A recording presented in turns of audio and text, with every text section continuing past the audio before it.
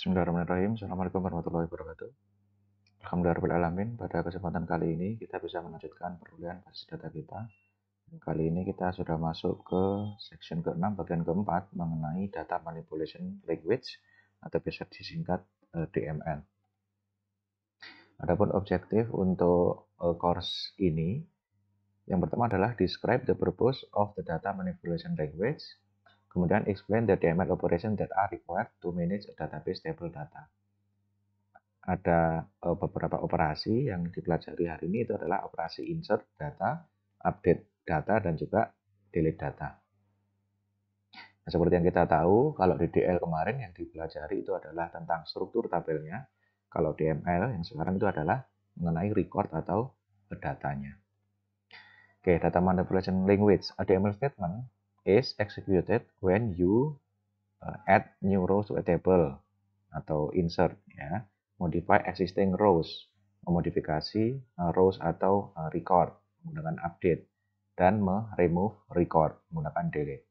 A transaction consists of a collection of DML statement that form a logical unit of work. Jadi kalau yang disebut nanti ada istilah transaksi gitu ya, ketika Anda menuliskan serangkaian perintah terus kemudian sudah dieksekusi dalam range tertentu, itu nanti disebut sebagai transaksi gitu ya. Oke, kemudian adding a new row to a table. Di sini contoh kita mau menambahkan row baru atau baris baru ya. Jadi di tabel departemen ini ada serangkaian data yang seperti ini. Kemudian kita mau menambahkan data yang baru.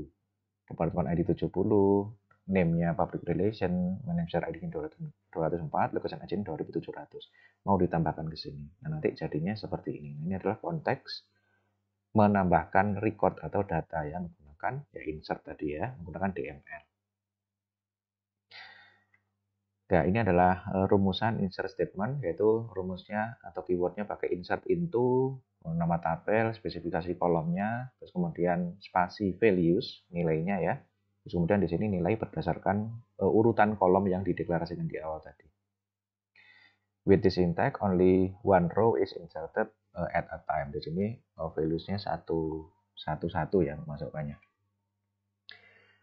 Before any DML operation are executed on a table, make a copy of the table. Jadi kalau mau mempraktekkan tutorial yang ada di sini, ini ada baiknya Anda membuat copy table-nya atau tabel replikanya ya. Jadi di sini create table, copy department as, dalam kurung select bintang from department. Jadi di sini pemanfaatan subquery ya. Pemanfaatan subquery di mana di sini kita mau membuat tabel, dikasih nama copy department as. Nah, apa yang mau diisikan ke situ atau strukturnya mau disamakan dengan apa? Nah, strukturnya mau disamakan dengan select bintang from department.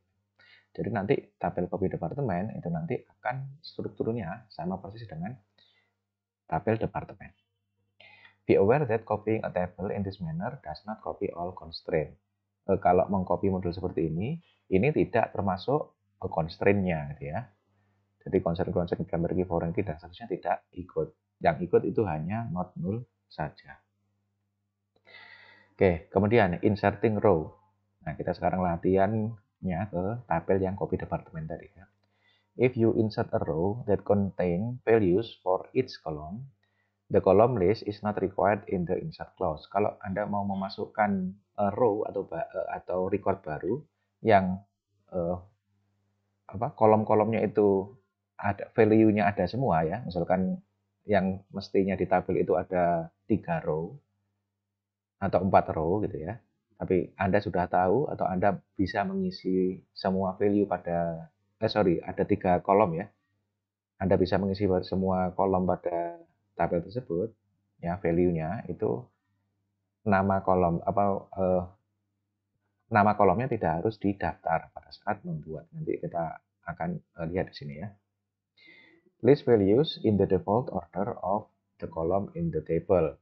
Urutannya, susunan penyebutan value dari kolom itu sesuai urutannya. Ya. A value must be provided for each column. Oke, jadi contohnya seperti ini. Prinsip-prinsip yang di atas itu kalau Anda mau insert into, misalkan satu tabel ya, kemudian values. Nah, di copy departemen, ya, ini ada 4 kolom ya. Jadi 4 kolom misalkan 40, advertising, 201, 1800. Nah, keempat-empatnya ini Anda harus kasih nilai. Ya. Jadi Anda harus kasih nilai. Kalau misalkan Anda memang sudah tahu value-nya dari seluruh kolom. Nah, tapi ada kondisi ya. Alternatively, list the column in the insert clause. Insert into copy department, department ID, department name, manager ID, location ID. Jadi alternatifnya kalau Anda enggak, maksudnya untuk lebih jelasnya ya. Kalau seperti ini kan Anda sudah paham bahwa nama kolomnya itu yang pertama itu number, misalkan. Departemen ID, yang kedua departemen name, manager ID, location ID. Nah, Anda bisa lebih jelas, supaya sintaksnya terbaca lebih jelas, itu menyebutkan kolomnya, departemen ID, departemen name, manager ID, dan location ID. Kemudian values-nya ya sama seperti tadi, 70, public relation, 100, dan 1700. List values in the same order as listed field. Jadi value-nya itu ordernya atau urutannya sama dengan ya. Jadi kalau yang pertama departemen ya di sini harus nilai departemen. Yang kedua departemen name ya di sini harus nilainya atau value-nya departemen name dan seterusnya sampai ke belakang. Urutannya harus sama. Enclose character and date values within single quotation mark. Ya, kalau karakter tertentu atau tanggal ya itu dikasih single quotation mark seperti itu. Anda petik 1. Nah, ini untuk mengisi kalau seluruh kolomnya, ya maksudnya seluruh kolom yang ada dalam tabel copy departemen, ini Anda tahu value-nya. Atau memang value-nya itu tidak nol semuanya. Ya. Oke, I understand that the insert statement is used to add row to a table. Is it possible to insert a row if some column do not have values? Jadi, memang kalau contoh sebelumnya tadi, memasukkan nilai ke tabel yang kita sudah tahu value pada kolomnya itu value-nya enggak not nol semua ya. Nah, nanti bagaimana kalau kita salah satu kolom nggak tahu nilainya? Salah satu kolomnya value. Bisa nggak? Salah satu kolomnya null value ya? Bisa atau nggak? Nah, absolutely ya. Tentu saja bisa. You can use the insert statement to specify the column for which value will not be entered. Jadi, Anda bisa pakai kolom-kolom yang atau Anda bisa isi ya. Kolom-kolom tertentu saja. Tidak harus semua kolom itu diisi. Dan yang kolom yang tidak diisi nanti akan jadi null nilainya atau value-nya ya. Nah, caranya ada dua macam. Ada explicit method dan ada implicit method. Nah, untuk yang explicit method ini, nah, omit the column from the column list. Jadi, abaikan atau disebutkan ya kolom-kolom mana yang mau dimasukkan gitu ya pada kolom list. Maksudnya seperti ini, di-insert into tabel copy departemen, terus kolom mana saja yang mau dimasukkan itu disebutkan. Di sini adalah kolom departemen ID dan departemen name. Kemudian values-nya itu 30 untuk departemen ID, purchasing untuk departemen name. Nah, itu adalah explicit method gitu ya. Jadi mana kolom yang mau kita masukkan value.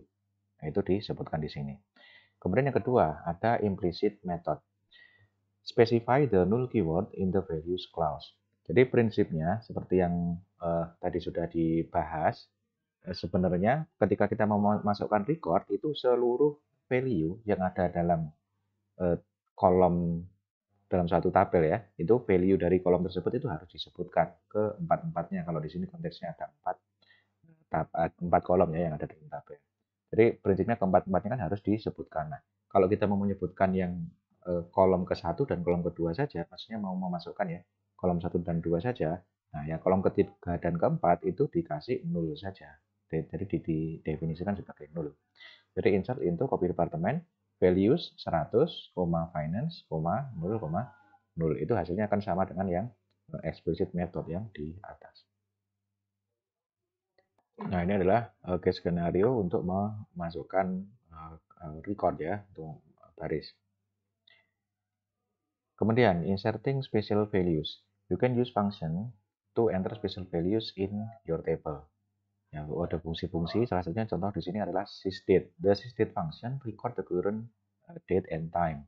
Contoh di sini ada insert into copy employees, kolomnya disebutkan mana yang mau dimasukkan ya, ada employee ID, first name, last name, email, phone number, dan seterusnya, sampai departemen ID. Values-nya, nah kita lihat di sini ada 113, Louis, Pop, ya, dan seterusnya sampai di sini nomor HP. Terus di sini ada tulisan sysdate function ya.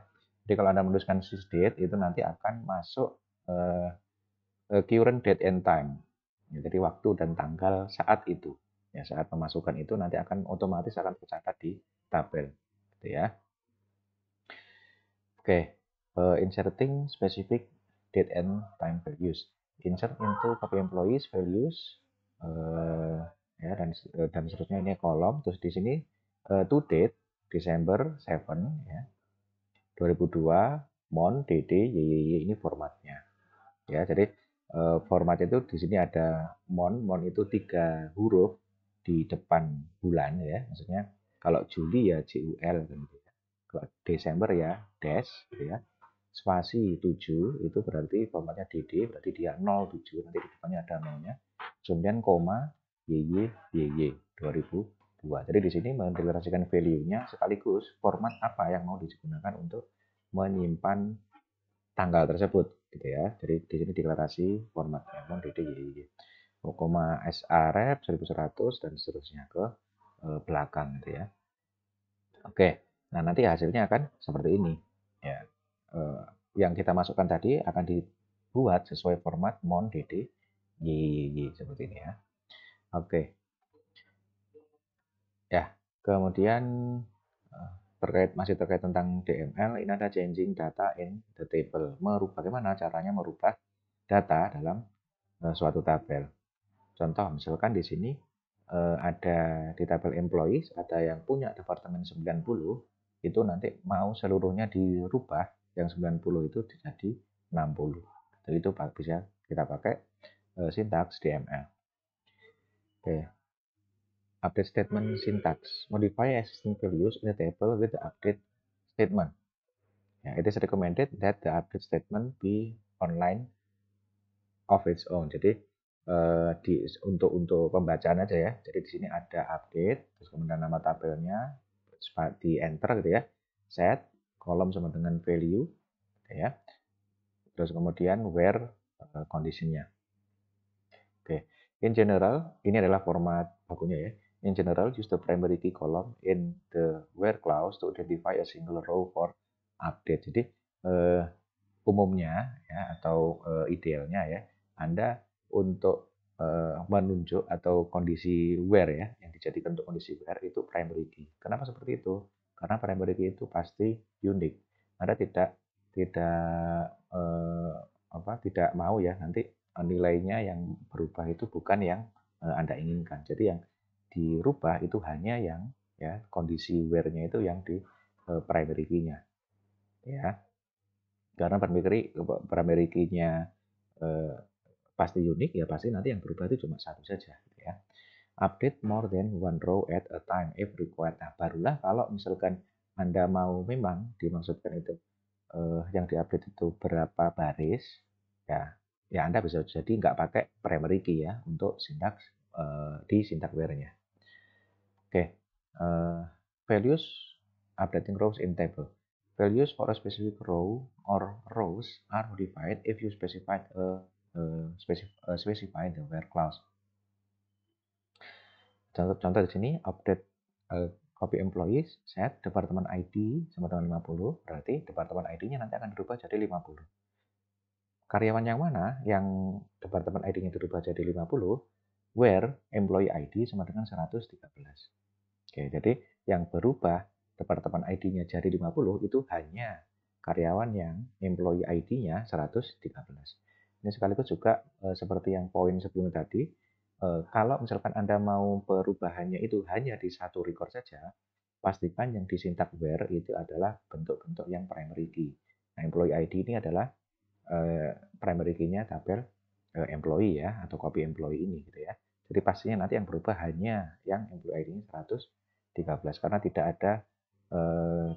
ada dua record yang sama-sama employee ID-nya 113 ya, pasti satu saja. Oke. Kemudian values for all the rows in the table are modified if you omit the where clause. Kalau Anda kelupaan atau sengaja nggak pakai where clause, itu nanti seluruh nilai akan berubah jadi nilai yang Anda tulis di sama dengan ini atau di assignment ini. Contoh, update copy employees, set department ID sama dengan 110. Berarti nanti seluruh department ID yang ada pada tabel copy employees, ya recordnya, seluruh record yang ada dalam copy employees, itu nanti department ID-nya akan jadi 110. Tentu saja ini kalau memang Anda inginkan ya nggak masalah, tapi kalau Anda nggak inginkan, yaitu sangat berbahaya ya untuk ketika kelupaan sintaks where-nya ini. Ya, oleh karena itu dicek betul-betul sintaks where-nya. Ya. Kemudian specify set column name sama dengan null untuk update a column value to null. Jadi kalau yang semula value di record itu ada nilainya, mau dirubah jadi null, itu ditulis sama dengan null gitu ya. Contoh, update copy employees, set department ID sama dengan null. Berarti di sini kita mau merubah value dari department ID suatu record itu menjadi yang semula ada nilainya atau ada value-nya menjadi null. Mana yang mau dijadikan value-nya null? Where employee ID sama dengan 124. Berarti employee ID 124 itu nanti dibuat ya, jadinya departemen ID-nya akan null. Oke, kemudian violating constraint ya. Jadi di sini konsep foreign key ya, konsep foreign key di sini sudah mulai diterangkan mengenai violating constraint. Kita tahu bahwa kalau foreign key itu memang harus angkanya di tabel anak ya, itu harus ada ya angka, misalkan di tabel anak angka 110 gitu ya misalkan. Nah, nanti di tabel induknya juga harus ada 110 di primary key-nya gitu ya. Nah, di sini kasusnya kalau kita violating constraint, melanggar constraint foreign key. Maksudnya bagaimana? Di sini kita update employees, set department ID sama dengan 55. Jadi kita mau set atau kita mau rubah nilai departemen ID-nya sama dengan 55. Karyawan mana atau employees mana yang mau kita rubah? Where employees yang punya departemen ID-nya 110. Nah, di sini tidak bisa ya atau violating constraint, ada keluar muncul errornya. Kenapa? Karena departemen 55 does not exist on the parent table atau tabel departemen. Jadi departemen ID kan dia adalah foreign key-nya di tabel employee ya. Karena dia membahas tentang employees, tiba-tiba kok ada departemen, ini kan berarti dia ciri-cirinya foreign key ya. Nah, nilai 55 ini di tabel departemen atau tabel induknya itu tidak ada. Jadi ya dia violating constraint ya. Karena aturannya foreign key, constraint-nya adalah harus nilainya yang ada itu harus ada juga di tabel induknya atau tabel yang dijadikan referensi ya. Kemudian removing a row from a table, bagaimana menghapus suatu baris ya dalam tabel. This slide shows that the public relation department was removed from the department table. Ya, assuming no constraint on the department table are violated. Jadi diasumsikan tidak ada constraint yang dilanggar ya. Jadi langsung dieksekusi langsung oke. Oke, jadi di sini departemen ID-nya 70 ini akan dihapus. Nah, kalau di remove ya nanti record departemen ID 70 akan hilang gitu ya. Oke, kemudian you can remove existing rows from the table by using the delete statement. Jadi Anda pakainya delete ya from table where conditionnya. Oke. Specific rows are deleted if you include the where clause. Jadi kembali lagi seperti yang ada tadi, sintaks atau keyword where ini sangat berpengaruh ya, sangat berpengaruh, sangat penting ya. Delete, contoh di sini delete from copy departments where department name sama dengan purchasing. Jadi baris tertentu saja yang akan dihapus ya. Jadi record-record yang ada di tabel copy department di mana dia departemen name-nya itu tertulis purchasing, itu nanti akan hilang semua recordnya ya. Tapi All rows in the table are deleted if you omit the where clause. Kalau Anda nggak pakai where clause, itu misalkan di sini delete from copy department, nanti seluruh record akan terhapus. Jadi sangat hati-hati sekali kalau kita memang mau menghapus itu hanya record-record yang spesifik ya. Syntax where-nya harus jelas. Oke. You cannot delete a row that contain a primary key which is used as a foreign key in another table. Jadi ya kalau ada constraint-nya hubungan antara primary key dan foreign key itu ya. Misalkan Anda nggak bisa menghapus ya. Jadi baris yang dia itu sebagai primary key ya, yang digunakan sebagai foreign key di tabel lain gitu ya.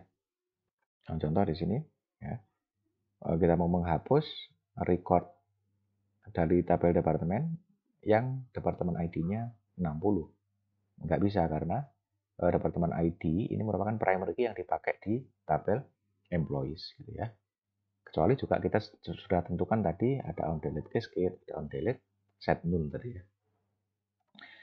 Oke, is it possible to delete all rows in table but leave the structure intact? Apakah mungkin kita menghapus seluruh tabel, seluruh record ya dalam tabel, tapi strukturnya tetap? Ya, absolutely. Ya, tentu saja you can use the truncate statement to do that. Jadi, the truncate statement remove all rows from a table, leaving the table empty and the table structure intact. Jadi, menghapus seluruh tabel, ya, tabelnya itu hanya dibuat kosong saja. Ya, is a DDL statement rather than DML statement. Cannot easily be undone. Jadi dia sebenarnya masuk ke DDL ya, bukan di DML. Syntax truncate table nama tabelnya, example truncate table copy employees. Itu nanti seluruh record nanti akan hilang semua ya. Oke. Nah, ini tadi kita sudah membahas sebagai review mengenai yang pertama describe the purpose of DML. Jadi tujuan-tujuan dari DML. Kemudian list the DML operation that are required to manage a database tabel data. Jadi ada operasi-operasi yang ada dalam syntax DML untuk memanage record dalam tabel. Ada insert, ada update, ada delete. Nah, untuk materi ini saya cukupkan sekian. Mudah-mudahan bisa bermanfaat. Saya akhiri. Assalamualaikum warahmatullahi wabarakatuh.